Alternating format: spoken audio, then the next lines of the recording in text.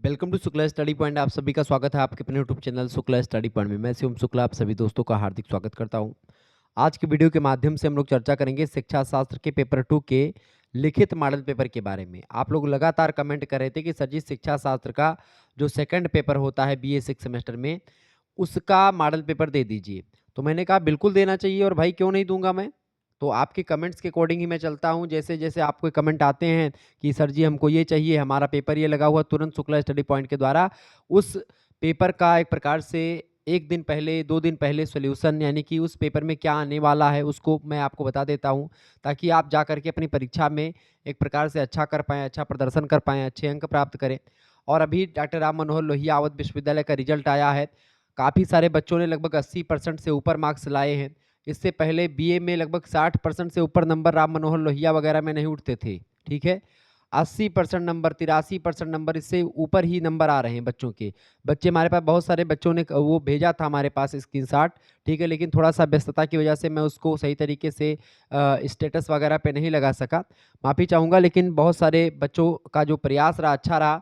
आप सभी को तहे दिल से शुक्रिया, बहुत बहुत बधाई, बहुत बहुत शुभकामनाएं। जिनका भी रिजल्ट अच्छा आया है और जिनका अच्छा नहीं आया है वो अच्छी मेहनत करें और आगे मेहनत करें, वीडियोस को देखें लगातार। ठीक है, तो शिक्षा शास्त्र के पेपर 2 में आपको पढ़ना है भारतीय शिक्षा में मील के पत्थर और नए आयाम। ठीक है, ये आपको पढ़ना है। पहले पेपर में आप लोगों ने शैक्षिक प्रशासन और शैक्षिक प्रबंधन के बारे में पढ़ा था। ठीक है, तो अब आप क्या पढ़ेंगे? अब आप भारतीय शिक्षा में मील के पत्थर और नए आयाम के बारे में जानेंगे। आपकी परीक्षा की दृष्टि से बहुत ही महत्वपूर्ण है यह लेक्चर, ये बात आप ध्यान रखेंगे। ठीक है, वीडियो को लाइक और चैनल पर अगर आप नए हैं तो सब्सक्राइब कर दीजिएगा, क्योंकि इसी प्रकार से वीडियोस मैं लगातार देता रहता हूँ। ऑब्जेक्टिव मॉडल पेपर इसका नहीं आया हुआ है अभी। ऑब्जेक्टिव मॉडल पेपर भी 1-2 दिनों में आपका मैं प्रयास करूँगा किया जाए। ठीक है, तो यही प्रश्न आपकी परीक्षा में आपकी बार आने वाले हैं पेपर 2 के 2024 और 25 के लिए बहुत ही महत्वपूर्ण है। 3 खंडों में आपका पेपर बटा हुआ होता है, खंड आ, बा और सा। खंड आ में जो प्रश्न पूछे जाते हैं वो अति लघु उत्तरीय टाइप के होते हैं। अति लघु उत्तरीय का मतलब होता है कि ऐसे प्रश्न जिनकी संख्या लगभग 10 होती है और उनको 50 शब्दों में आपको लिखना होता है। छोटे छोटे प्रश्न होते हैं, सभी प्रश्न करने होते हैं, ये बात ध्यान रखेंगे। 2 नंबर का एक प्रश्न है, 50 शब्दों में एक प्रश्न का उत्तर आपको लिखना है। पहला प्रश्न आपसे पूछा जा सकता है, सर्व शिक्षा अभियान जिसको अंग्रेजी में SSA कहते हैं। बताएं, ये प्रश्न आपकी परीक्षा के लिए बहुत ही महत्वपूर्ण है। ये क्या है? सर्व शिक्षा अभियान क्या है? सर्व शिक्षा अभियान की अगर बात की है तो सर्व शिक्षा अभियान, देखिए यस का मतलब होता है सर्व, यस इसका मतलब शिक्षा और ए का मतलब अभियान, यानी सर्व शिक्षा अभियान, इसको अंग्रेजी में भी वही कहते हैं। ठीक है, ये बात आप ध्यान रखेंगे। तो यस एस ए क्या होता है? सर्व शिक्षा अभियान जो है ये 2001 ईस्वी की बात है। 2001 ईस्वी में भारत सरकार के द्वारा एक प्रमुख कार्यक्रम चलाया गया था। तो 2001 ईस्वी में ये कार्यक्रम चलाया गया। इसकी शुरुआत अटल बिहारी वाजपेयी के द्वारा एक निश्चित समयावधि के तरीके से प्राथमिक शिक्षा के सार्वभौमिकरण, जैसा कि भारतीय संविधान के 86वें अनुच्छेद के द्वारा निर्देशित किया गया है कि जिसके तहत 6 से लेकर के 14 साल के जो बच्चे हैं उनको निःशुल्क शिक्षा उपलब्ध करवाने की बात करी गई है। उसी निःशुल्क शिक्षा के मायने में सर्व शिक्षा अभियान चलाया गया। एक पेंसिल आप लोगों ने देखा होगा, सर्व शिक्षा अभियान में एक पेंसिल होती है। ठीक है, और उसी पेंसिल पर आप देखते हैं जो है वो पेंसिल की एक नोक होती है, उसी नोक पर आप देखते हैं बच्चे बैठे हुए होते हैं। ठीक है, पेंसिल की नोक पर 2 बच्चे बैठे हुए होते हैं। ठीक है, पेंसिल की नोक होती है, उसी नोक पे आप देखेंगे एक बच्चा इधर बैठा हुआ होता है पेंसिल पर, एक बच्चा इधर, एक लड़का एक लड़की। ठीक है, एक तरफ लिखा होता है सर्व शिक्षा अभियान लिखा होता है और सब पढ़ें सब बढ़ें ये लिखा होता है। ठीक है, तो सर्व शिक्षा अभियान ये होता है। सबसे पहली बात, सर्व शिक्षा अभियान 2 पहलुओं पर काम करता है। आपको बता दूं, पहला पहलू है प्रारंभिक शिक्षा योजनाओं के कार्यान्वयन के लिए एक व्यापक अभिसरण ढांचा प्रदान करता है। और दूसरी बात, यह प्रारंभिक शिक्षा के सार्वभौमिकरण को प्राप्त करने के लिए महत्वपूर्ण क्षेत्रों को मजबूत करने के लिए बजट प्रावधान वाला एक कार्यक्रम भी है। तो कुल मिलाकर के निरक्षरता उन्मूलन और सार्वभौमिक शिक्षा के लक्ष्यों को प्राप्त करने के लिए केंद्र और राज्य सरकारों के द्वारा एक प्रकार से तमाम सारे कदम उठाए गए। उन्हीं कदम में से सर्व शिक्षा अभियान जो है एक कदम माना जा सकता है। सर्व शिक्षा अभियान प्राथमिक शिक्षा के क्षेत्र में केंद्र सरकार के द्वारा संचालित एक योजना है। नवीं पंचवर्षीय योजना में इसे केंद्र इसमें केंद्र और राज्य दोनों सरकार के बीच में वित्तीय अधिभार का अनुपात रखा गया 85, यानी 85% जो होगा वो केंद्र सरकार खर्चा देगी और 15% राज्य सरकार खर्चा देगी। ठीक है, 10वीं पंचवर्षीय में योजना में क्या हुआ कि 75% केंद्र सरकार ने जिम्मा उठाया और 25% राज्य सरकार को हो गया। वर्तमान में क्या है, 50-50% यानी 50% राज्य सरकार और 50% केंद्र सरकार का हो गया है। सर्व शिक्षा अभियान की बात की है तो इस समय सारे देश में ये अभियान चल रहा है। इसके अंतर्गत प्राथमिक शिक्षा जो होती है और उच्च प्राथमिक जो विद्यालय हैं वो आते हैं इसके अंतर्गत। जैसे जो आपकी कक्षा 1 से लेकर के 5 तक और 6 से लेकर के 8 तक ये सब आपके आ जाते हैं, ठीक है? प्राथमिक प्री प्राथमिक ये सब आ जाते हैं। कुल मिलाकर के 600 जिलों के लगभग 192 मिलियन बच्चे जो है ये सर्व शिक्षा अभियान से लाभान्वित हो रहे हैं, ये बात आप ध्यान रखेंगे। सर्व शिक्षा अभियान में 2000 तक 6 से लेकर के 14 जो है आयु वर्ग के बच्चों के लिए सभी वर्गों को उपयोगी शिक्षा एक प्रकार से 1 से लेकर के कक्षा 8 तक फ्री में शिक्षा उपलब्ध करवानी जाती है, ठीक है? इसके अलावा समुदाय की सक्रिय सहभागिता से सामाजिक, क्षेत्रीय और लैंगिक असमानता को समाप्त किया जाता है, ठीक है? ऐसे ही आप देखेंगे सन 2000 ईस्वी तक ये लक्ष्य रखा गया था। इसके बाद में आप देखेंगे और तमाम प्रकार की चीज़ें 2007 से लेकर के प्राथमिक स्तर पर 2010 तक उच्च प्राथमिक स्तर पर बालक बालिकाओं सामाजिक स्तर मतलब जो बालक बालिकाओं में सामाजिक स्तर मतलब सामाजिक स्तर पर अंतर होता है उस अंतर को समाप्त करने का प्रयास किया गया। तो सर्व शिक्षा अभियान एक प्रकार से ये था। दूसरा प्रश्न आप देखेंगे राष्ट्रीय उच्चतर शिक्षा अभियान क्या है, जिसको आप रूसा बोलते हैं शॉर्ट फॉर्म में, RUSA रूसा। रूसा की अगर बात किया है, क्या बोलते हैं रूसा को? रूसा को बोलते हैं राष्ट्रीय उच्चतर शिक्षा अभियान। राष्ट्रीय उच्चतर शिक्षा अभियान को क्या बोलते हैं? राष्ट्रीय उच्चतर शिक्षा अभियान को रूसा बोलते हैं शॉर्ट फॉर्म में, RUSA, ठीक है? ये उच्च शिक्षा विभाग मानव संसाधन विकास मंत्रालय की एक योजना है। मानव संसाधन विकास मंत्रालय जो था पहले, अब उसको शिक्षा मंत्रालय कर दिया गया है। तो उसी की एक योजना है उच्च शिक्षा अभियान, ये जो राष्ट्रीय उच्चतर शिक्षा अभियान चलाएगा, जिसका उद्देश्य है कि राज्य उच्च शिक्षा विभागों और संस्थानों को महत्वपूर्ण केंद्रीय वित्तीय सहायता दी जाए, पैसे रुपए में मदद करी जाए और व्यापक उद्देश्यों का उपयोग इक्विटी और उत्कृष्टता को प्राप्त करना है इसका। और इसके अलावा आपको बता दूं रूसा जो ये योजना है, ये अनुदान के हकदार होने के लिए राज्य सरकार या राज्य उच्चतर शिक्षा विभाग और संस्थानों को कुछ शासन, शैक्षिक और प्रशासनिक सुधारों को अमल में लाना ये होता है। रूसा का कार्यक्रम मतलब कि जो कार्यान्वयन होता है सही मायने में मई 2013 के बाद से शुरू हुआ। राष्ट्रीय उच्चतर शिक्षा अभियान भारत सरकार की एक प्रायोजित योजना है जिसे राज्यों के पात्र उच्चतर शैक्षिक संस्थाओं को वित्त पोषित करने के उद्देश्य से प्रारंभ किया गया था। इसके कई सारे उद्देश्य थे, जैसे कि राज्य विधानमंडल के एक अधिनियम के माध्यम से पूर्ण शैक्षिक और प्रशासनिक स्वतंत्रता वाले कॉलेजों को विश्वविद्यालय में परिवर्तित करने की अनुमति देना, क्योंकि मौजूदा ढांचे के तहत कॉलेज डिग्री प्रदान नहीं कर सकता, ठीक है? उसके लिए यूनिवर्सिटी की ज़रूरत पड़ती है। दूसरी बात, गुणवत्ता वाले कॉलेज जिसको यूजीसी ने यानी कि जो यूनिवर्सिटी ग्रांट कमीशन है उसने स्वायत्त यानी शैक्षिक और प्रशासनिक स्वतंत्रता घोषित कर विश्वविद्यालय का दर्जा दिया है, इसके पात्र हैं वो। इसके अलावा इस तरह के कॉलेजों में उत्कृष्टता के लिए संभावित कॉलेज का टैग होना चाहिए, ठीक है? इसके अलावा वैसे कॉलेज जिनके पास उच्च शिक्षक विद्यार्थी अनुपात स्नातकोत्तर विभाग अपने स्वीकृत संकाय पदों में से लगभग 85% भरे हुए हैं, विचार करने योग्य हैं। ऐसे तमाम प्रकार के इसके जो है ये रखे गए। आपको बता दूं ये राष्ट्रीय उच्चतर शिक्षा अभियान जो है वर्तमान स्वायत्त कॉलेजों के प्रोन्नयन या उसको बढ़ावा देने के लिए, कॉलेजों को और अच्छे तरीके से आगे बढ़ाने के लिए, नए विश्वविद्यालयों को एक प्रकार से बढ़ाने के लिए ये व्यवस्था चालू की गई, ठीक है? ये बात आप ध्यान रखेंगे। तो राष्ट्रीय उच्चतर शिक्षा अभियान जो है ये उच्च शिक्षा को लेकर के है, BA BSc या फिर जो ग्रेजुएशन नहीं स्नातक और प्रस्नातक के जो कोर्सेस होते हैं उनके लिए है रूसा। तीसरा क्वेश्चन आपके स्क्रीन पर आ चुका, शांति निकेतन। शांति निकेतन क्या है? शांति निकेतन के बारे में आप क्या जानते हैं? तो शांति निकेतन की अगर बात किया है तो ये जो है शांति निकेतन टैगोर से रिलेटेड है। आपको बता दूं कि शिक्षालय के संबंध में रविन्द्रनाथ टैगोर का ये मानना था कि शिक्षालय प्राचीन गुरु आश्रम की भांति हो जो संसार की हलचल से दूर रहे, शांत वातावरण में रहे, प्रकृति की सुरम्य गोद में स्थित हो, जहाँ पर छात्र और अध्यापक शिक्षा की साधना में लग सके, मतलब कोई शोर शराबा ना हो, प्रदूषण ना हो, स्वच्छ वातावरण हो, ठीक है? इस प्रकार के वातावरण पर बल देने का मुख्य कारण था ये था कि इससे मन की वृत्तियों का निरोध होता है, यानी जो मन चंचल होता है उसको रोका जाता है। मन जैसे मान लेते हैं आप किसी बस मतलब किसी सड़क के किनारे स्कूल हो गया, अब सड़क के किनारे से बस गुजरेगा तो पौ पौ हारन बजाएगा। अब इससे क्या होगा, जो जैसे एक बार हारन बजेगा तुरंत बच्चे उधर डिस्टर्ब हो जाएंगे, तो यानी कि कट जाएगा जो उनका तार होता है। क्लियर? सॉरी। तो इससे कारण से एक प्रकार से उनके ध्यान केंद्रित करने में थोड़ा सा दिक्कत आएगी। साथ ही साथ प्रकृति की गोद में स्वतंत्र विचरण और चिंतन तथा सीधे ज्ञान का पूर्ण अवसर मिल पाएगा जब आप ऐसी स्थिति में होंगे जहाँ पर ये शोर शराबा नहीं होगा। परंतु विद्यालय राष्ट्र की संस्कृति को भी सुरक्षित रखें और विभिन्न ढंग से कला, संगीत, साहित्य और तमाम प्रकार के विषयों के द्वारा प्रदान करें। तो शांति निकेतन ये सब एक प्रकार से एक विद्यालय शिक्षालय के बारे में टैगोर का कथन था। इसका प्रत्यक्ष टैगोर ने अपने विश्व भारती में रखा, जो है प्रमाण इसमें रखा, प्रत्यक्ष प्रमाण दिया, जिसमें देश विदेश की संस्कृतियों और ज्ञान विज्ञान का सम्मिश्रण किया विश्व भारती में रविन्द्रनाथ टैगोर ने। विश्व भारती की बात की तो विश्व भारती का प्राचीन नाम 1901 में शांति निकेतन रखा गया था। विश्व भारती का नाम 1918 में, आपको बता दूं, 1918 में विश्व भारती नाम दिया गया शांति निकेतन को। पहले शांति निकेतन के नाम से ही 1901 में इसकी स्थापना हुई थी।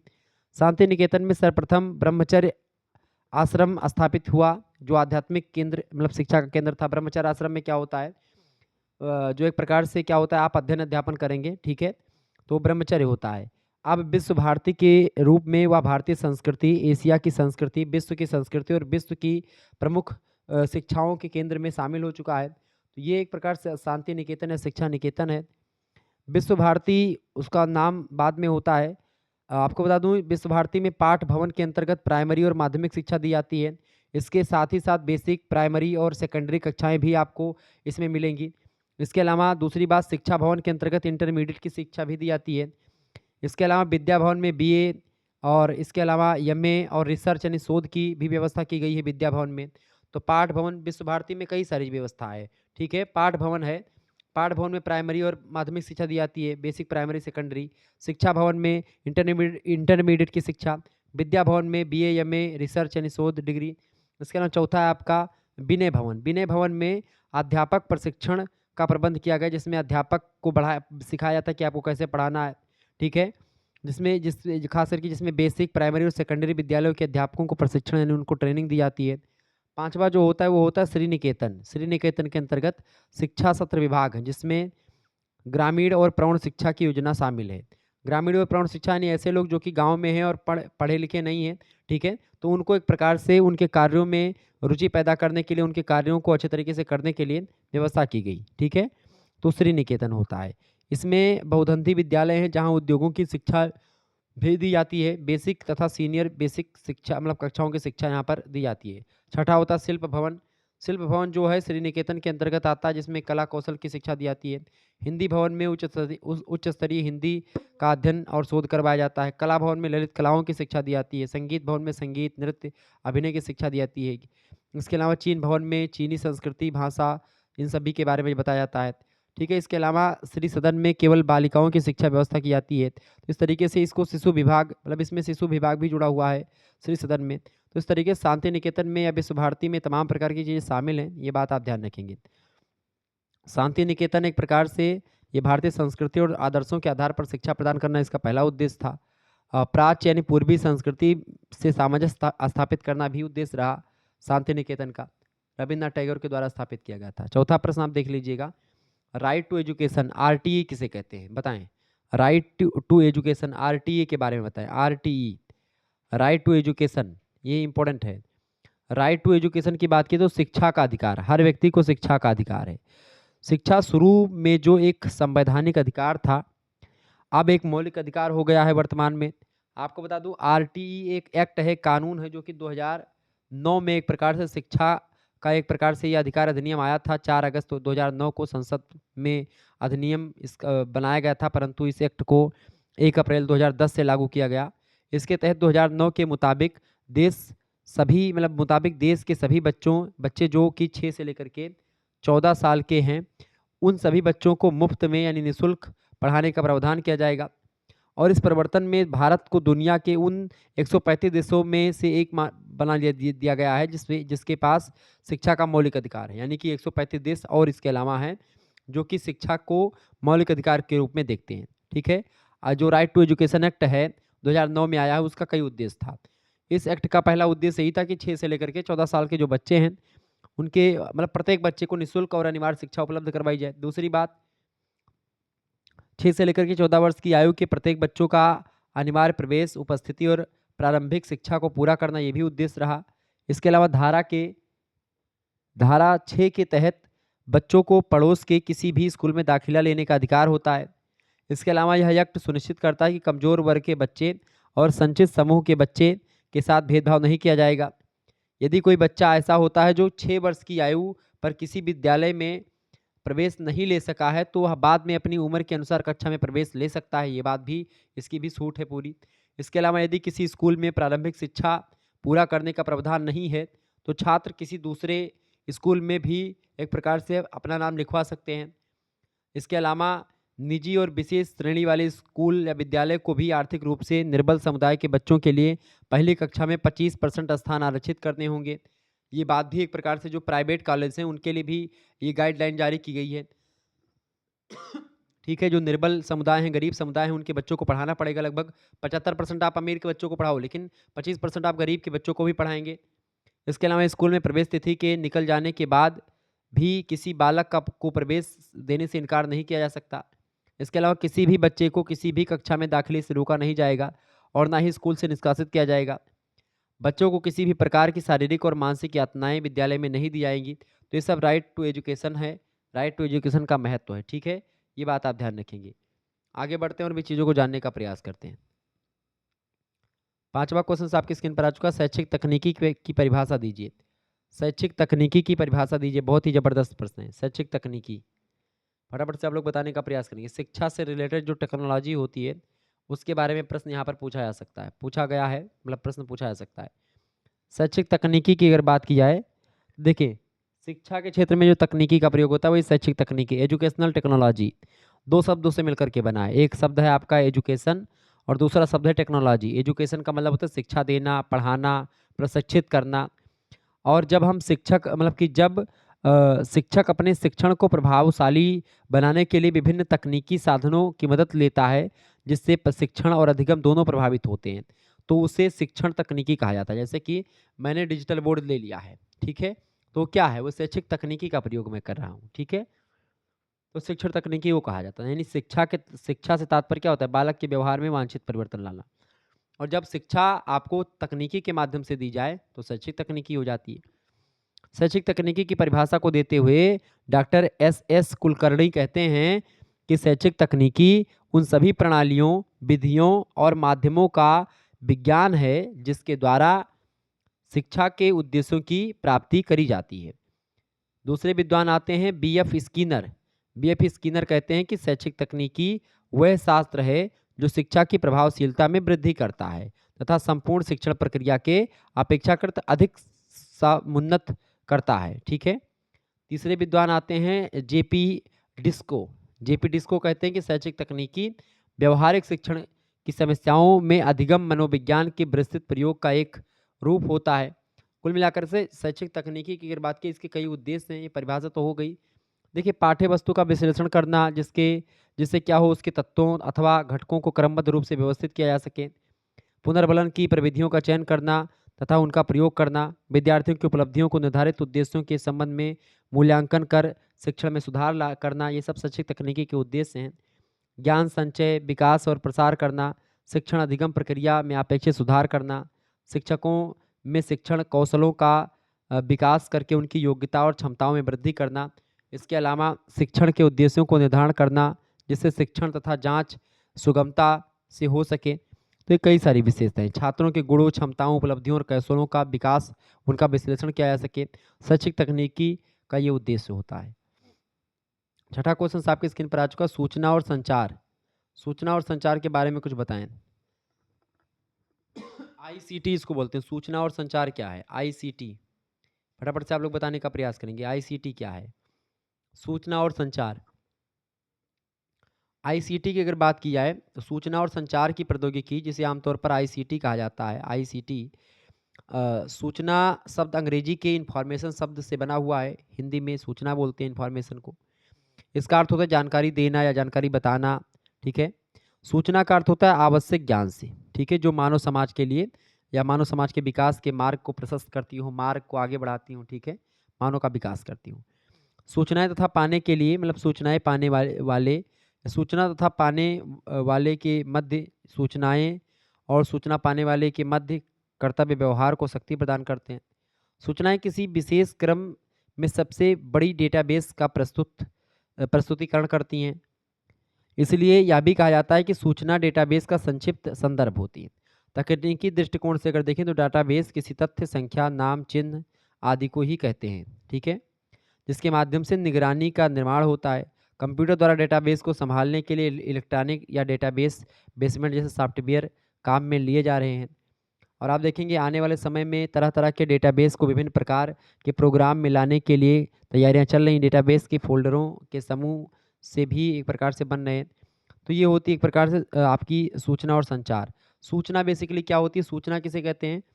सूचना दर्ज किए गए रिपोर्ट या फिर सूचना दर्ज किए गए एक प्रकार से या रिपोर्ट दर्ज की गई होती है, ठीक है, सूचना उसी को बोलते इसको दर्ज किया गया हो।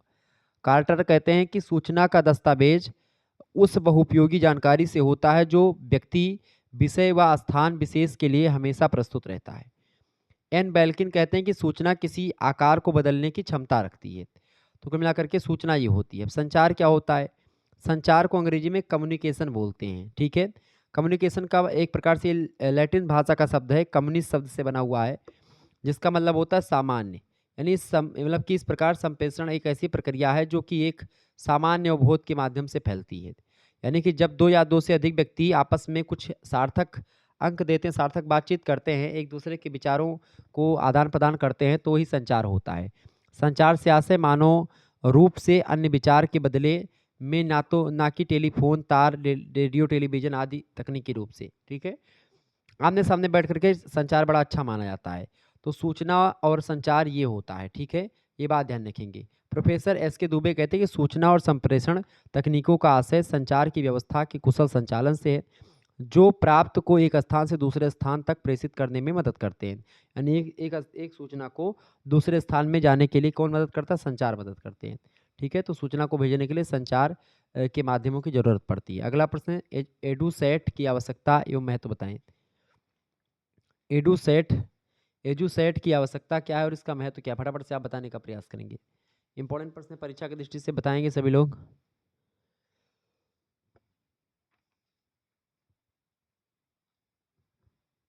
एजुसेट की आवश्यकता और महत्व। एजुसेट की आवश्यकता और महत्व की बात की। एजुसेट है क्या वास्तव में? सबसे पहले इसी को जान लेते हैं। एजुसेट एक प्रकार से बात करूं तो ये एजुकेशन सैटेलाइट का संक्षिप्त रूप है। एजुसेट एजुकेशन को अंग्रेजी में बोलते हैं, मतलब कि एजुकेशन का शॉर्ट फॉर्म है एजू, और सेट का मतलब होता है सैटेलाइट, यानी एजुकेशन सैटेलाइट इसका फुल फॉर्म है एडुसेट का, ठीक है। इसका हिंदी रूपांतरण होता है शैक्षिक उपग्रह।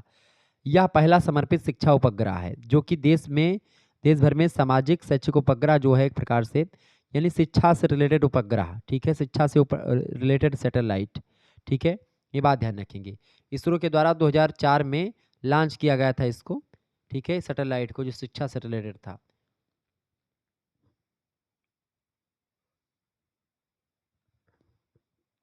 एजुसेट एक प्रकार से एक सैटेलाइट है, शैक्षिक उपग्रह है, जिसको 2004 में इसको इसरो के द्वारा लॉन्च किया गया था, ठीक है, ध्यान रखिएगा इस बात को। इसकी आवश्यकता और महत्व की अगर बात की जाए तो देखिए, पहला पॉइंट, एजुसेट एक ऐसा माध्यम है जो दुनिया के कुछ शिक्षा से अछूते क्षेत्रों में शिक्षा को पहुंचा सके, ठीक है, यानी ऐसे क्षेत्र जहां पर शिक्षा नहीं पहुंची वहां पर पहुंचाने के लिए इसकी जरूरी होती है। दूसरी बात, दिन प्रतिदिन हो रहे तकनीकी परिवर्तनों का सही प्रयोग के लिए, मतलब सही प्रयोग के लिए इसका प्रयोग किया जा रहा है। तीसरी बात, देश को विकासशील से विकसित बनाने के लिए प्रत्येक व्यक्ति को शिक्षित होना आवश्यक, बहुत जरूरी होता है, और जो एजुसेट के माध्यम से संभव हो रहा है। दुनिया के सारे कोने में बैठा व्यक्ति पढ़ सकता है। चौथी बात, शिक्षा के सार्वभौमिकरण में एजुसेट का बहुत अधिक सहायक होता है ये। इसके अलावा शिक्षा प्राप्त करने के लिए एक शहर से दूसरे शहर नहीं जाना पड़ता इसमें, ठीक है, आप घर बैठे ही पढ़ सकते हैं। इसके अलावा शिक्षा के अतिरिक्त सभी देशों की संस्कृति व वेशभूषा के ज्ञान के बारे में आप जानकारी इकट्ठा कर पाते हैं। इसके अलावा एजुसेट के माध्यम से प्राथमिक, माध्यमिक और उच्च शिक्षा के स्तर की शिक्षा सभी स्थानों पर सभी समय पर आप कर सकते हैं। इसके द्वारा विभिन्न विषयों संबंधित शैक्षिक विशेषज्ञों से आप ज्ञान प्राप्त कर सकते हैं। तो ये सब एजुसेट की आवश्यकता रही। महत्व भी है क्योंकि व्यक्ति शिक्षा का ज्ञाता बन जाता है, बढ़ती आबादी तक शिक्षा पहुंचती है, दूरस्थ शिक्षा संभव हो पाती है इसके द्वारा, एजुसेट के द्वारा। किसी भी समय के अनुसार आप शिक्षा कर सकते हैं। प्रभावित शिक्षा है ये, इफेक्टिव एजुकेशन है, प्रौद्योगिकी से शिक्षण व्यवस्था में बदलाव आता है। शिक्षण मतलब शिक्षक के साथ संवाद में सरलता होती है एजुसेट के द्वारा। तो इस तरीके से ये एजुसेट की आवश्यकता और महत्व थे जो मैंने आपको बताए। 8वां क्वेश्चन आपकी स्क्रीन पर आ चुका, फटाफट से आप देखने का प्रयास करेंगे। प्रश्न आपकी स्क्रीन पर आ चुका है। प्रश्न है मूक्स यानी मैसिव ओपन ऑनलाइन कोर्सेस, इसका फुल फॉर्म है मूक्स। मूक्स के बारे में बताएं कुछ। मैसिव ओपन ऑनलाइन कोर्सेस इसका फुल फॉर्म है मुफ्त ऑनलाइन पाठ्यक्रम प्रदान कर शिक्षा की दुनिया को बदल रहे है, मतलब बदल रहा है। ये जो एक प्रकार से मैसिव ओपन ऑनलाइन कोर्स है जो कि मूक्स के नाम से जाना जाता है। मूक्स वेब आधारित मुफ्त दूरस्थ शिक्षा कार्यक्रम होता है मूक्स, ठीक है। मैसिव ओपन ऑनलाइन कोर्सेस है जो कि मुफ्त है, दूरस्थ शिक्षा के लिए चलाया गया है। शिक्षा के क्षेत्र में भौगोलिक रूप से क्षेत्रों के छात्रों की भागीदारी सुनिश्चित कर रहा है।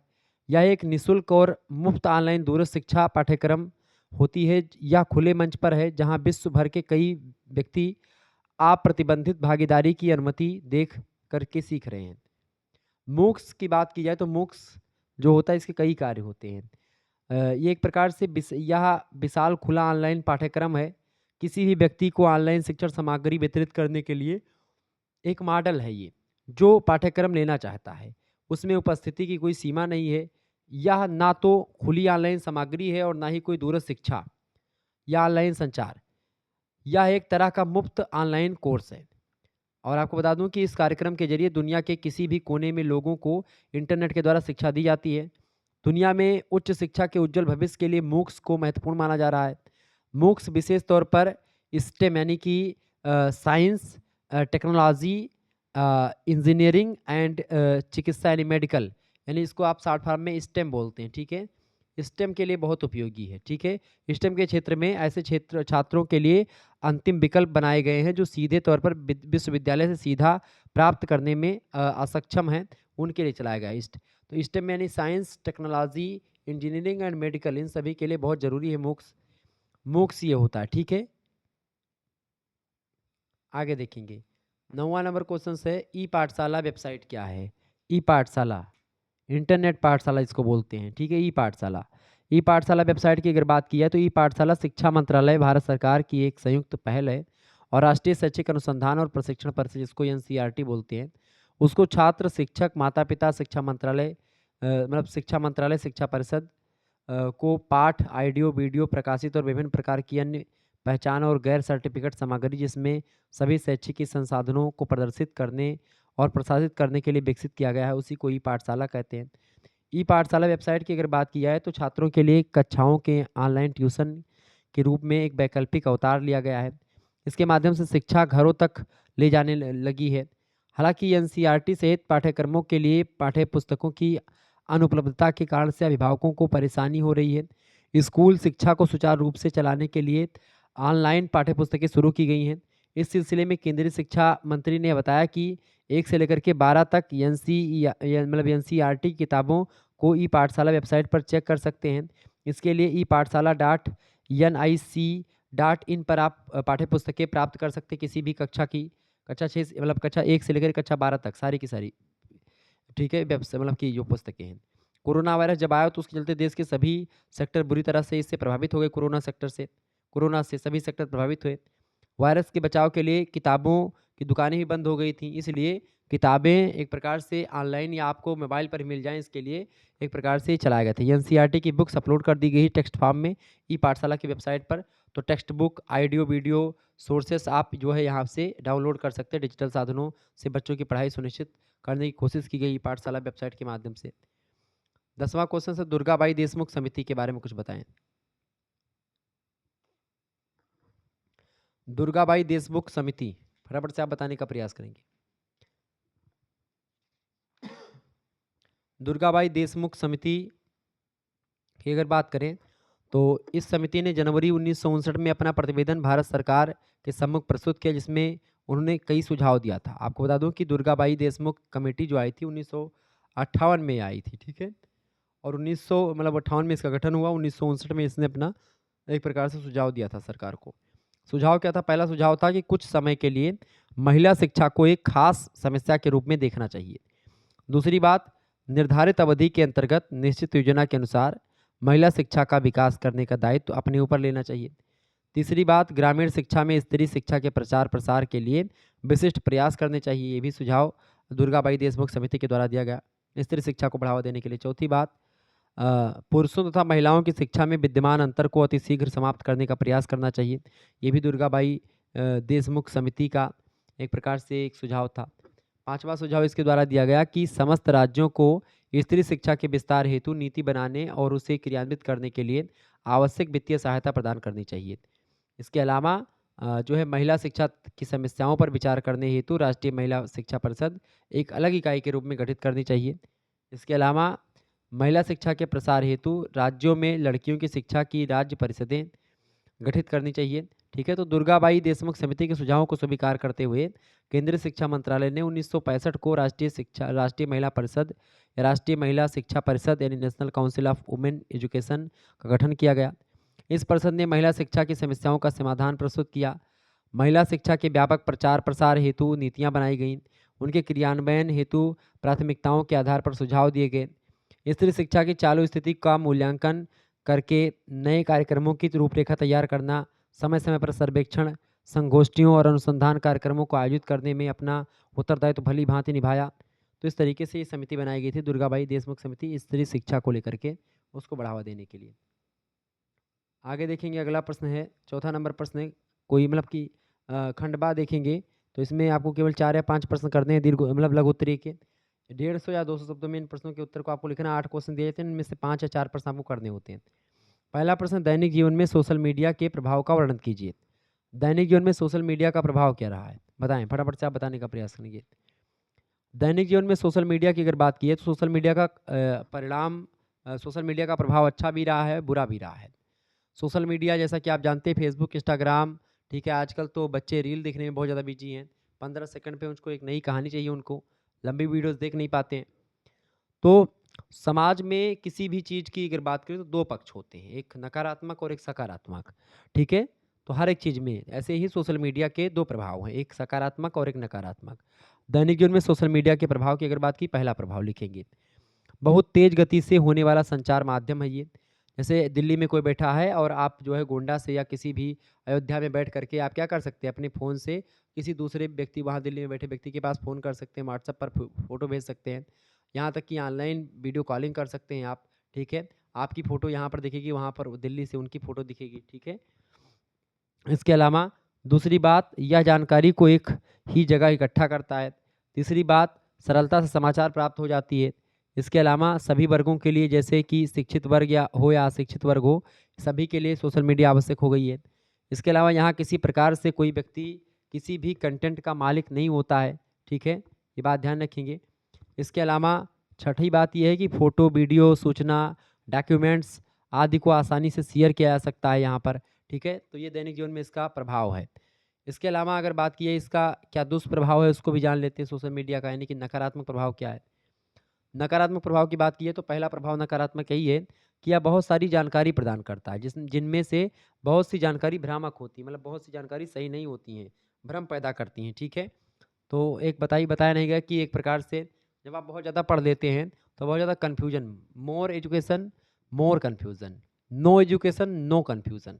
एक किसी महान भाव ने कहा था कि no education no study, more study more confusion, no study no confusion, ठीक है, ये कहा था। तो कन्फ्यूजन बहुत ज़्यादा होता है। दूसरी बात इसमें क्या होता है, जानकारी को किसी प्रकार से तोड़ मरोड़ करके पेश किया जाता है इसमें सोशल मीडिया में। तीसरी बात, किसी भी जानकारी का स्वरूप बदल करके वह उस उकसाने वाली बनाई जा सकती है, जिसका वास्तविकता से कोई लेना देना नहीं। जैसे आप देखते हैं आए दिनों जो है यूट्यूब पर ऐसी खबरें आती हैं कि फलाने का हुआ देहांत, अब कोई बड़ा चेहरा लगा दिया, कोई बड़ी सेलिब्रिटी का नाम लगा दिया, फलाने का हुआ देहांत।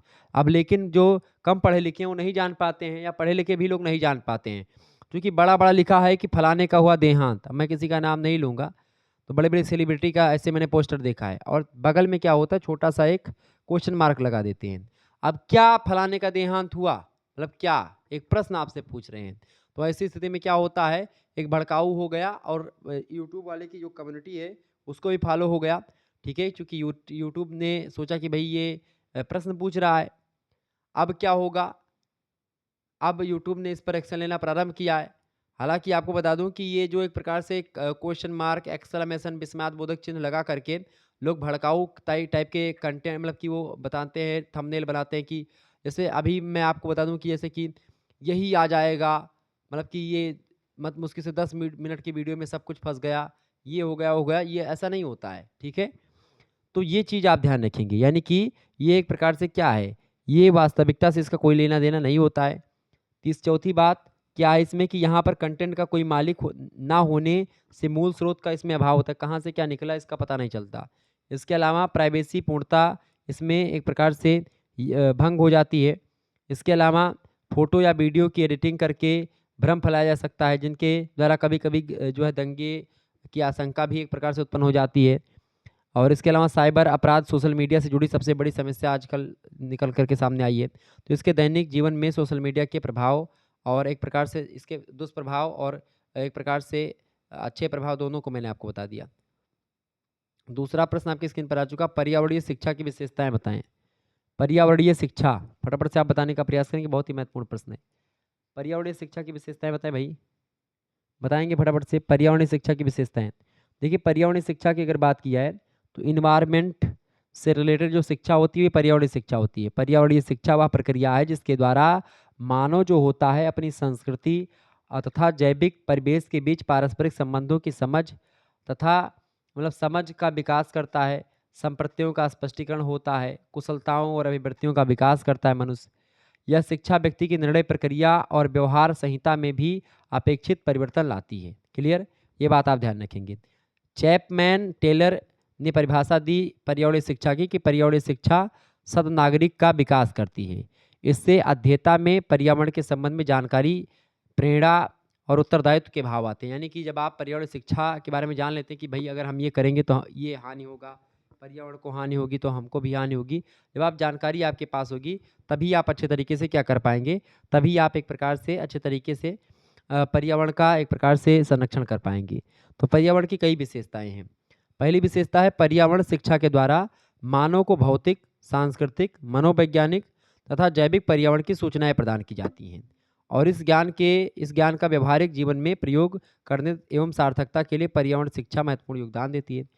दूसरी बात पर्यावरण शिक्षा में पर्यावरणीय असंतुलन की स्थिति का ज्ञान होना मतलब ज्ञान होता है और इससे वन स्थापित करने की जो विधि है उसका ज्ञान होता है। ठीक है, कैसे पर्यावरण को हम बचा सकते हैं इसका ज्ञान होता है। तीसरी बात पर्यावरण के द्वारा मानव में पर्यावरण संबंधित ज्ञान, मूल्य, विश्वास और नैतिकता का विकास होता है, जो कि पर्यावरण संरक्षण में महत्वपूर्ण भूमिका निभाता है।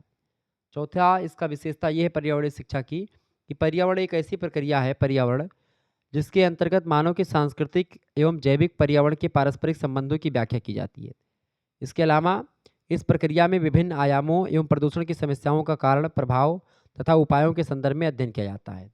इसके अलावा पर्यावरण शिक्षा में सैद्धांतिक एवं व्यवहारिक पक्ष दोनों को ही महत्वपूर्ण स्थान दिया जाता है, जिससे प्राप्त ज्ञान के माध्यम से मनुष्य पर्यावरण असंतुलन को दूर कर सके।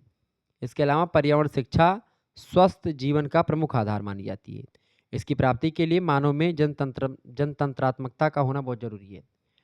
इसके अलावा इसकी विशेषता ये भी है कि पर्यावरण शिक्षा का संबंध मानव के वर्तमान जीवन और भविष्य से होता है, जिसके द्वारा या जिसके ज्ञान द्वारा वह समस्याओं का समाधान स्वयं खोज सकता है। इसके अलावा पर्यावरण शिक्षा मानव में जीवन एवं पर्यावरण के प्रति जागरूकता उत्पन्न करने की महत्वपूर्ण प्रक्रिया मानी जाती है। इसके अलावा पर्यावरण शिक्षा मनुष्य में रचनात्मक प्रक्रिया का विकास करती है, जिससे मानव अपने जीवन को पर्यावरण संरक्षण के माध्यम से सर्वोत्तम बनाता है। ठीक है, तो ये पर्यावरण के उद्देश्य हो गए जो मैंने पर्यावरणीय शिक्षा के जो मैंने आपको बताए। तीसरा क्वेश्चन आपकी स्क्रीन पर आ चुका, ग्रीन हाउस प्रभाव के बारे में कुछ बताएं। ग्रीन हाउस गैस या ग्रीन हाउस प्रभाव के दुष्परिणाम के बारे में सुझाव दीजिए। तो हरित गृह प्रभाव या ग्रीन हाउस गैसेस के दुष्परिणाम की अगर बात की है तो ग्रीन हाउस गैसों में एक प्रकार से आप देखेंगे इससे ग्लोबल वार्मिंग का खतरा बना रहता है। बाकी मतलब कि धुंध और वायु प्रदूषण होता है, जल शरीर का अम्लीकरण हो जाता है। ठीक है, इसके फायदे भी बहुत ज़्यादा हैं। फायदे ग्रीन हाउस गैसेस के ये हैं कि ग्रीन हाउस गैस के कारण से हमारी पृथ्वी का तापमान जो है वो सही सीमा पर रहता है। इसके अलावा इसी प्रभाव के कारण से हमारे पृथ्वी पर ऋतुओं का बदलाव होता है।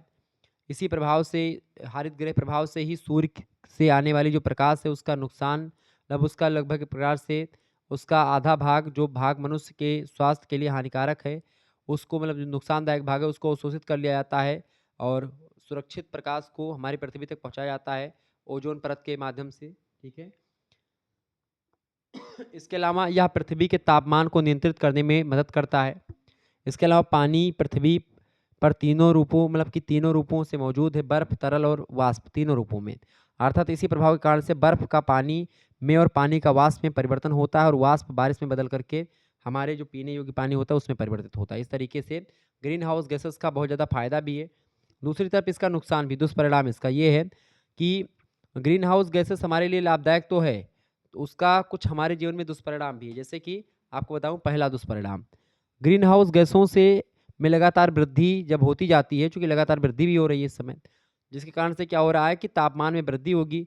तापमान में वृद्धि होने के कारण से क्या हो जाएगा, तापमान में वृद्धि होने के कारण से क्या होगा, ग्लेशियर पिघलने लगेंगे, जो बड़े-बड़े बर्फ़ के पहाड़ हैं। तो वो पिघलेंगे जब, तो उनसे नदियों में जलस्तर बढ़ जाएगा, नदियों में जल ज़्यादा बहेगा, बाढ़ आएगी, समुद्र का जलस्तर बढ़ेगा, समुद्री जो द्वीप होंगे वो डूबने लगेंगे, ठीक है?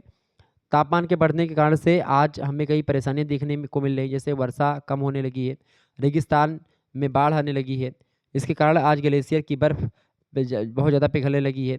अगर इसी तरीके से ग्रीन हाउस गैसों की संख्या में वृद्धि होती रही, तो पृथ्वी का तापमान बढ़ता चला जाएगा और जिसके कारण समुद्र का जलस्तर बढ़ जाएगा, गर्म हवाएँ चलेंगी, पीने योग्य पानी भी नहीं मिल पाएगा। ऐसे तमाम प्रकार के दुष्परिणाम इसके हैं। ऐसे दुष्परिणामों से कैसे बचें, इसके लिए क्या सुझाव है, ये प्रश्न पूछा गया है। पहला सुझाव ये है कि इस समस्या से बचने के लिए ज़्यादा से ज़्यादा पेड़ को लगाना चाहिए। दूसरी बात, पर्यावरण को साफ-सुथरा रखें। तीसरी बात, हरे-भरे वृक्षों को काटें ना। चौथी बात, विश्व में बढ़ती जनसंख्या की वृद्धि को कम करने की कोशिश करनी चाहिए, ठीक है? इसके अलावा जीवाश्म ईंधन जैसे लकड़ी, पेट्रोल, डीज़ल इत्यादि के स्थान पर सौर ऊर्जा, पवन ऊर्जा, ज्वारीय ऊर्जा, इन सभी ऊर्जा का प्रयोग अगर आप करेंगे तो हरित गृह प्रभाव जो होगा, उसके तापमान बढ़ने को रोका जा सकता है। इसके अलावा अधिक से अधिक पशुपालन करना चाहिए। गोबर गैस, सोलर प्लांट को अधिक से अधिक बढ़ावा दिया जाना चाहिए। इसके अलावा आप देखेंगे, मोटर वाहनों की बात करें तो मोटर वाहनों में पेट्रोल व डीजल का कम से कम उपयोग करके उसके स्थान पर सीएनजी और एलपीजी गैसों का अधिक से अधिक उपयोग करना चाहिए। इसके अलावा क्लोरोफ्लोरोकार्बन पर प्रतिबंध लगा दिया जाए, चूँकि सीएफसी जो है, क्लोरोफ्लोरोकार्बन सबसे अधिक वातावरण को एक प्रकार से प्रदूषित करते, मतलब कि गर्म मतलब ग्रीन हाउस गैसेस में शामिल है सीएफसी, ठीक है? रेफ्रिजरेटर, फ्रिज वगैरह से निकलती वातावरण को गर्म करती है। वैसे वातावरण को गर्म करने में कार्बन डाइऑक्साइड की भूमिका सबसे ज़्यादा महत्वपूर्ण है, ठीक है? ये बात आप ध्यान रखेंगे। इसके अलावा अपने आसपास के सभी जगहों पर लोगों को हरित गृह प्रभाव के बारे में बताना चाहिए, जागरूक करना चाहिए। तो समाज का प्रत्येक व्यक्ति हरित गृह प्रभाव के रोकथाम में अपना सहयोग दे सकता है। तो इस तरीके से कई सहयोग, मैंने कई सुझाव बता दिए ग्रीन हाउस गैसेस को रोकने के। आगे देखेंगे, अगला क्वेश्चन आपकी स्क्रीन पर आ चुका, फटाफट से आप देखेंगे। चौथा प्रश्न आपकी स्क्रीन पर आ चुका है। चौथा प्रश्न, महिला सशक्तिकरण के कानून के बारे में कुछ बताएं। महिला सशक्तिकरण के कानून के बारे में कुछ बताएं, फटाफट से आप बताने का प्रयास करेंगे, इंपॉर्टेंट प्रश्न है। महिला सशक्तिकरण के कानून के बारे में कुछ बताएं, बहुत ही बढ़िया प्रश्न है। वीडियो को लाइक और चैनल को सब्सक्राइब कर दीजिएगा, ऐसे ही प्रश्न परीक्षा में आएंगे। अच्छा, अगर आपको को करिकुलर कोर्स पढ़ना है तो आप हमारे दूसरे चैनल को करिकुलर मास्टर यूट्यूब चैनल को सब्सक्राइब कर लीजिएगा, वहाँ पर आपको मिल जाएगा बहुत सारी वीडियो को करिकुलर की, ठीक है? बीए के, बीएससी के, बीकॉम के, बीएससी एजी, बीएससी होम साइंस सभी के। बताएं, महिला सशक्तिकरण के कानून के बारे में आप क्या जानते हैं? तो महिला सशक्तिकरण के कानून की अगर बात की जाए तो केंद्र सरकार और राज्य सरकार मिलकर के देश के नागरिकों के लिए बहुत सी योजनाएं शुरू कर रहे हैं। इसके अंतर्गत महिलाएं भी अपने पैरों पर खड़ी हो सके, इसके लिए एक प्रकार से कई सारी योजनाएं चलाई गई। इस योजनाओं के उद्देश्य की अगर बात की जाए तो बेटी पढ़ाओ बेटी बचाओ योजना हो गई, ठीक है? मतलब सुकन्या समृद्धि योजना हो गई, प्रधानमंत्री उज्ज्वला योजना हो गई, ठीक है? इसके अलावा सुरक्षित सुरक्षित मातृत्व आश्वासन सुमन योजना हो गई, फ्री सिलाई मशीन योजना हो गई, प्रधानमंत्री समर्थ योजना। ये सब सरकारी योजनाएं हैं जिनका लाभ देश की महिलाएं ले सकती हैं, जिससे वे रोजगार के क्षेत्र में कदम बढ़ा सकती हैं आगे, जिससे महिलाओं को भी पुरुष के समान सम्मान और अधिकार मिल पाएगा और एक प्रकार से समाज में महिलाओं को इज्जत मिलने प्रारंभ हो जाएगी। अंतर्राष्ट्रीय महिला दिवस 8 मार्च के दिन को मनाया जाता है, 8 मार्च को अंतर्राष्ट्रीय महिला दिवस के रूप में। महिला दिवस पर महिलाओं की सामाजिक, आर्थिक और सांस्कृतिक और राजनीतिक क्षेत्रों में उपलब्धियों पर प्रकाश डालने का प्रयास किया जाता है। तो इस तरीके से महिला जो एक प्रकार से योजना है, इसके बारे में मैंने आपको बता ही दिया। अब महिला सशक्तिकरण को लेकर के कानून जो बनाए गए हैं, उन कानूनों के बारे में आपको बताता हूँ। पहला कानून है समान समान मेहनताना का अधिकार, यानी कि जितना काम पुरुष करते हैं, उतना काम अगर महिला करती है, तो उसके लिए उसको या एक दिन में अगर 300 रुपए मिलते हैं पुरुष को, तो महिला को भी 300 रुपए दिए जाएँ। ये समान मेहनताना का अधिकार। दूसरी बात, गरिमा और शालीनता का अधिकार भी है। तीसरी बात, दफ्तर और शालीनता का अधिकार। चौथी, घरेलू हिंसा के खिलाफ अधिकार। पाँचवा, पहचान जाहिर नहीं करने का अधिकार। ये सब महिला सशक्तिकरण को लेकर के कानून बनाए गए हैं। इसके अलावा मुफ्त कानूनी मदद का अधिकार, रात में महिला को नहीं गिरफ्तार कर सकते, ये भी अधिकार महिलाओं को है। वर्चुअल शिकायत करने का अधिकार, ये भी महिलाओं को है। अशोभनीय भाषा का नहीं प्रयोग आप कर सकते हैं महिलाओं पर। इसके अलावा महिला का पीछा नहीं कर सकते हैं, ठीक है? इसके कारण से आप एक प्रकार से संकट में पड़ सकते हैं। तो महिला सशक्तिकरण को लेकर के तमाम प्रकार के कानून बनाए गए हैं जो कि सक्रिय हैं, ठीक है? तो कभी भी आप देखेंगे ऐसी चीज़ें ना करना, जिससे आपको खतरा हो। क्लियर?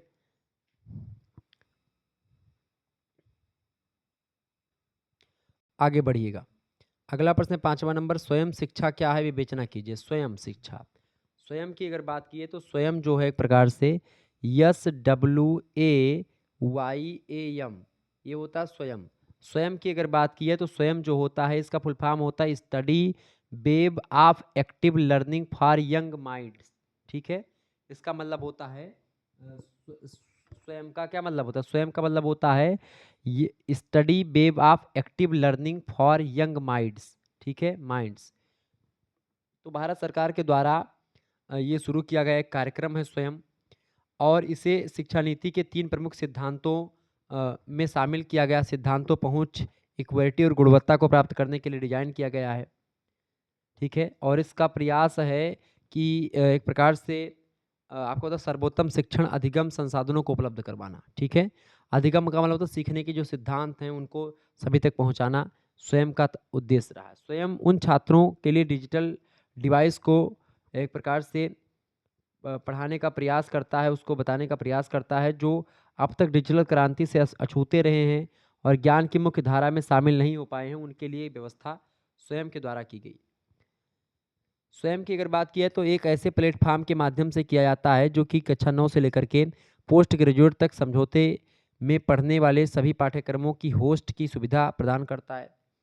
तो स्वयं शिक्षा मतलब कि स्वयं जो है एक कार्यक्रम है जो कि भारत सरकार के द्वारा चलाया जा रहा है। इसको 1 फरवरी 2017 को आम बजट में पेश किया गया था और इसे राष्ट्रपति थे उस समय प्रणब मुखर्जी, उन्होंने एक प्रकार से लॉन्च किया था, ठीक है? ये बात आप ध्यान रखेंगे। स्वयं पर होस्ट किए गए जो पाठ्यक्रम है मुश्किल से, उसमें जैसे वीडियो लेक्चर हो गया, विशेष रूप से तैयार पाठन सामग्री जिसे आप डाउनलोड प्रिंट आप कर सकते हैं वो। तीसरी बात, परीक्षण और प्रश्नोत्तरी के माध्यम से स्वयं का मूल्यांकन परीक्षण, समाशोधन के मतलब संशोधन के लिए ऑनलाइन चर्चा मंच संशय। तो इस तरीके से उपयोग करके सीखने के अनुभव को समृद्ध करने के लिए ये तमाम सारे उपाय किए गए। सर्वोत्तम गुणवत्ता सामग्री उत्पादन और वितरण सुनिश्चित करने के लिए 9 राष्ट्रीय समन्वय स्थापित किए गए हैं। उसमें आप देखेंगे एक है AICTE all India council of technical education, ठीक है? ये स्व समझौता और अंतर्राष्ट्रीय पाठ्यक्रम के लिए है। इसके अलावा इंजीनियरिंग के लिए जो है NPTEL यानी कि नेशनल प्रोग्राम ऑन टेक्नोलॉजी एंड हैंस लर्निंग, ऐसे तमाम प्रकार की चीज़ें चालू की गई। तो स्वयं एक प्रकार से ये होता है शिक्षा के क्षेत्र को बढ़ावा देने के लिए, शिक्षा में बढ़ावा देने के लिए स्वयं का प्रयोग किया जाता है, ठीक है? ये बात आप ध्यान रखेंगे। छठा क्वेश्चन आपके स्क्रीन पर आ चुका है, एजुकाम्प के कार्य और महत्व बताइए। एजुकाम्प का क्या कार्य है और क्या महत्व है, फटाफट से आप बताने का प्रयास करेंगे। एजुकाम्प का कार्य और महत्व। एजुकाम्प की क्या होता है? एजुकाम्प या एडुकाम्प, एडुकाम्प की बात किया है तो एक प्रकार से भारत की एक शैक्षिक कंपनी है जो विद्यालयों में कौशलों का संचालन करती है, स्किल्स का संचालन करती है।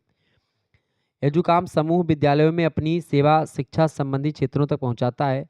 इस कंपनी की सफलता की तकनीकी क्षमता पर आधारित उत्पाद, उच्च गुणवत्ता युक्त लोग, निर्बद्ध समूह, नेतृत्व क्षमता लगाई जा सकती है जो एक साथ मिल करके अलौकिक बना देती है। छोटे स्कूल, पोस्ट ग्रेजुएट छात्रों के लिए शुरुआती स्तर पर पढ़ने वाले छात्रों से लेकर के जॉब मार्केट में आने वाले बच्चों के लिए एजुकाम्प अपनी शिक्षा संबंधी सेवाएं सेवाएं जो है वो दे रहा है। आपको बता दूं कि इसकी स्थापना श्री शांतनु प्रकाश ने करी थी। ठीक है, MBA CHSM है अहमदाबाद से। 1994 में श्री शांतनु प्रकाश ने इसकी स्थापना करी थी एजुकाम्प की। एजुकाम्प कंपनी अपनी सेवा लगभग 11,000 सरकारी स्कूलों में जो है एक प्रकार से इसमें चल रही है। लगभग 6 करोड़ बच्चों तक निजी प्रबंधन के लगभग 10,000 स्कूलों में पढ़ रही है ये मतलब कि चल रही है शिक्षा। लगभग 5.3 करोड़ मतलब 50.3 करोड़ पहुंच है इसकी की गई इसकी। तो एजुकाम्प की बात की तो एजुकाम्प ये है। ठीक है, एजुकाम्प का कार्य क्या है और महत्व क्या है? कार्य है और महत्व क्या है कि पहली बात तो ये प्राथमिक शिक्षा से लेकर के कक्षा 12 तक शिक्षा देने के लिए डिजिटल माध्यम प्रदान करता है। दूसरी बात, एजुकाम्प से ही प्रेरित स्मार्ट क्लासरूम और नया प्रत्यक्ष रूप उभर करके सामने आया है। उच्च शिक्षा में प्रतियोगिता की तैयारी कर रहे बच्चे हैं, उनको उच्च क्वालिटी की जो शिक्षा है वो देने का प्रयास किया जा रहा है। यह smart class transformation system ESTS, smart class digital task formation system DTS जिसको बोलते हैं, डिजिटल क्लास की विषय कविता के लिए प्रसिद्ध और नवाचारी प्रयास किए गए डिजिटल बोर्ड के माध्यम से आप पढ़ते हैं। और इसके अलावा इसका और भी कार्य है, जैसे कि इस कार्यक्रम ने क्षेत्रीय क्षितिज में विषय वस्तु प्रदान करती है ये। इसके अलावा कंप्यूटर शिक्षा के लिए गूगल कोर्स शुरू किए जाते हैं और सहायक की नियुक्ति के साथ ही शिक्षक के प्रशिक्षण, मूल्यांकन व पर्यवेक्षण की भी व्यवस्था की जाती है। इसके अलावा छोटे बच्चों के बालवाड़ी के रूप में यूरो किड्स विद्यालय के रूप में दिया गया, जिससे प्राथमिक विद्यालयों को एक श्रृंखला के रूप में संचालित किया जा सकता है। इसके अलावा हाई स्कूल तक शिक्षा की शर्तें सुविधाहीन विक्षिप्त निर्धन छात्रों को भी शिक्षा की सुविधाएं दी जा रही हैं। तो ये एक प्रकार से एजुकाम्प के द्वारा विकास के स्तर पर सफलता के नए आयाम प्राप्त किए जा सकते हैं। शिक्षा के क्षेत्र में समानता लाना और उच्च गुणवत्ता वाली शिक्षा प्रदान करना एजुकाम्प का मुख्य उद्देश्य और मुख्य महत्व रहा है। 7वां क्वेश्चन से शिक्षा में कंप्यूटर की क्या भूमिका है उसके बारे में बताएं। शिक्षा में कंप्यूटर की भूमिका, शिक्षा में आजकल कंप्यूटर की भूमिका बहुत ज़्यादा है। ठीक है, शिक्षा में से अगर आप कंप्यूटर कंप्यूटर को इस समय हटा दें तो बच्चे बहुत ज़्यादा परेशान हो जाएंगे। शिक्षा में कंप्यूटर की भूमिका बहुत ज़्यादा इस समय हो गई है। ठीक है, चूँकि एक चमत्कार के रूप में कंप्यूटर हमारे समक्ष आया है। आप देख रहे हैं चमत्कार से कुछ कम नहीं, चमत्कार से बहुत ज़्यादा है कंप्यूटर के माध्यम से आप शिक्षा बहुत ज़्यादा एक प्रकार से आसान हो गई है अब। ठीक है, कोई भी चीज़ आप नहीं जानते तुरंत गूगल करें, तुरंत आपको पता चल जाती है। पहली बात तो ये इसका पहला चीज़ ये है कि इसकी क्या भूमिका है, विद्यार्थियों का वर्गीकरण करने में। कंप्यूटर योग्यताओं के अनुसार छात्रों के वर्गीकरण के लिए सहायक होता है। क्योंकि कोई छात्र कम पढ़ा लिखा, कोई ज़्यादा बुद्धिमान है, कोई ठीक है कम प्रतिभाशाली, किसी की IQ लेवल ज़्यादा है, किसी का कम है, तो उसके लिए बहुत ज़्यादा एक प्रकार से मतलब बहुत ज़्यादा दिक्कत होती थी पहले छात्रों के वर्गीकरण में। अब क्या कंप्यूटर के माध्यम से आप सारणीबद्ध कर सकते हैं बहुत ही आसान तरीके से। दूसरी बात, समय सारणी आप तैयार कर सकते हैं कंप्यूटर के माध्यम से। पहले टाइम टेबल बनाने में 2-3-4 दिन का समय लगता था, आप मुश्किल से 10 या मुश्किल से 1 घंटे के समय में आप बना सकते हैं। तीसरी बात, अधिकार को मतलब अधिगम को अधिकार करना मतलब कि कंप्यूटर व्यक्ति की आवश्यकताएं और रुचियों के अनुसार उनके अधिकार एवं सामग्री का निश्चय करता है। जैसे आपको बता दूं, अगर आप एक किसी टॉपिक पर रील देख लेते हैं या किसी एक टॉपिक को आप गूगल पर या मतलब यूट्यूब पर आप सर्च करेंगे, तो उस एक टॉपिक को देखने के बाद में आपके समक्ष उसी टॉपिक से रिलेटेड लगभग 10-12 वीडियो आपको रिकमेंड कर दी जाती हैं। ठीक है, ये सब चीज़ें। इसके अलावा आपको बता दूं, प्रौद्योगिकी पत्र की व्यवस्था, ये भी एक भूमिका है कंप्यूटर की शिक्षा में। प्रगति पत्र की व्यवस्था करता है और उन्हें कुशलतापूर्वक एवं गोपनीयता सुरक्षित रखता है।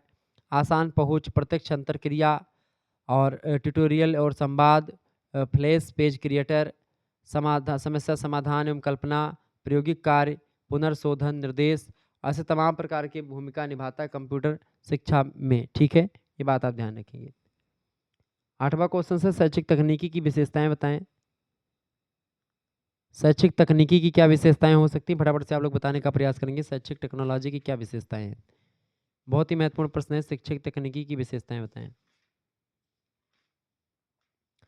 शैक्षिक तकनीकी की विशेषताओं की अगर बात की तो कई सारी विशेषताएं शैक्षिक तकनीकी की। पहली विशेषता आप लिखेंगे, शैक्षिक तकनीकी का उद्देश्य शिक्षण अधिगम प्रक्रिया का विकास करना है। ठीक है, और दूसरी बात, शैक्षिक तकनीकी शिक्षा से विज्ञान एवं तकनीकी का अनुप्रयोग है। दूसरी विशेषता। तीसरी विशेषता, शैक्षिक तकनीकी समाजशास्त्र, मनोविज्ञान, भाषा विज्ञान, भौतिक विज्ञान इत्यादि का उपयोग करती है। चौथी बात, शैक्षिक तकनीकी को शैक्षिक मतलब साधनों जैसे रेडियो, टेप रिकॉर्डर, दूरदर्शन के साथ मिलाया नहीं जा सकता। यह तो एक अधिगमन होता है। ठीक है। पांचवी बात, शैक्षिक तकनीकी में व्यवहार पक्ष पर बल दिया जाता है। इसके अलावा निरंतर प्रयोगात्मक और विकासशील विषय है ये। ठीक है, शैक्षिक तकनीकी। इसके अलावा आपको बता दूं कि ये वातावरण संसाधनों विधियों के नियंत्रण के द्वारा अधिगम प्रक्रिया को सरल बनाती है। इसके अलावा आप देखेंगे शैक्षिक तकनीकी का संबंध शिक्षा समस्याओं, उनके विश्लेषण और निराकरण से होता है। इसके अलावा इसमें शिक्षा के लक्ष्यों की प्राप्ति के लिए अधिगम दशाओं का संगठन शामिल होता है। शैक्षिक तकनीकी अगली विशेषता इसकी ये है कि शैक्षिक तकनीकी शिक्षण को सरल, स्पष्ट और रुचिकर, बोधगम्य और प्रभावशाली बनाती है। इसके अलावा शैक्षिक तकनीकी शिक्षण की विभिन्न विधियों, प्रविधियों, युक्तियों का विकास पर शिक्षा को छात्र केंद्रीय बनाने में योगदान देती है। इसके अलावा शैक्षिक तकनीकी के द्वारा शिक्षा के तीनों प्रकारों के उद्देश्यों की प्राप्ति संभव है। तो ये एक प्रकार शैक्षिक तकनीकी की विशेषताएं हैं, ये बात ध्यान रखेंगे। शैक्षिक तकनीकी शिक्षा को दूर दराज के इलाकों में फैलाने के में सहायता देती है। शैक्षिक तकनीकी स्वयं से सीखने में बढ़ावा देती है और यह शिक्षा की अनुमति अधिगम की आवश्यकताओं के अनुसार परिवर्तन में भी सहायक है। तो शैक्षिक तकनीकी की बड़ी उपयोगिता है आजकल के जीवन में, ये बात ध्यान रखें। शैक्षिक तकनीकी निरंतर विकसित होती रहती है जिसमें शिक्षक, छात्र और तकनीकी प्रक्रियाएं होती हैं जो एक साथ मिलकर के तीनों काम करते हैं। शैक्षिक तकनीकी या शैक्षिक टेक्नोलॉजी के माध्यम से शिक्षक जो होता है छात्रों को अच्छे तरीके से, रुचिकर तरीके से क्लास दे करके बताता है। शैक्षिक तकनीकी उद्देश्य सीखने की प्रक्रिया को विकसित करता है और शिक्षा पर विज्ञान तकनीकी प्रभाव प्रदर्शित करता है। तो ये शैक्षिक तकनीकी कुछ विशेषताएं हो गई, आपको लिखनी है, ये सब ध्यान रखेंगे। आगे देखेंगे, अगला प्रश्न आपकी स्क्रीन पर आ चुका। कोई 2 प्रश्न आपको करने होते हैं खंड सा से। ओके, खंड सा की अगर बात की तो खंड सा में दीर्घ उत्तरीय टाइप के प्रश्न पूछे जाते हैं। 400 या 500 शब्दों में आपको एक प्रश्न का उत्तर लिखना है। अलग अलग विश्वविद्यालय में ये पैटर्न जो होता है अलग अलग होता है। किसी विश्वविद्यालय में एक ही प्रश्न करना होता है, किसी में 2 प्रश्न करने होते हैं। ठीक है, 2 प्रश्न आपको मैं आपको बता रहा हूँ कि 4 क्वेश्चन आपको दिए जाते हैं, उनमें से केवल 2 या 1 प्रश्न आपको करने होते हैं।